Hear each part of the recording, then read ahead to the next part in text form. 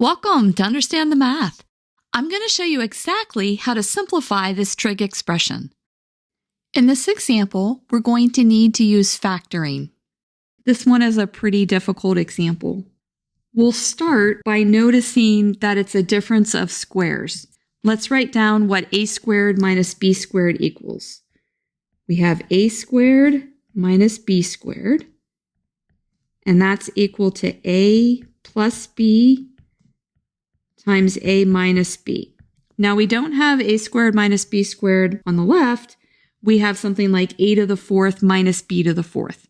So let's write that down. So we can say that a to the fourth minus b to the fourth is going to be a squared plus b squared, using this as our guide, times a squared minus b squared. So we're just plugging in wherever we have a, we're going to plug in a squared. Let's now notice that our a is sine x and our b is cosine x.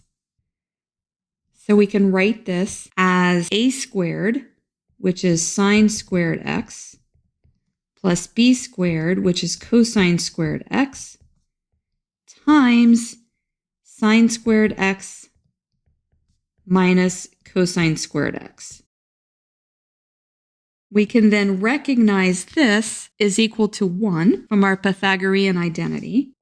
So this just gives us sine squared x minus cosine squared x. And that's as simple as we can make that expression.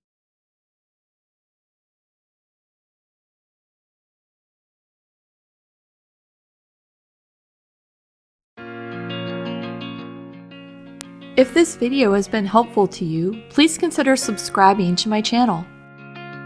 Keep believing in yourself and have a great rest of your day.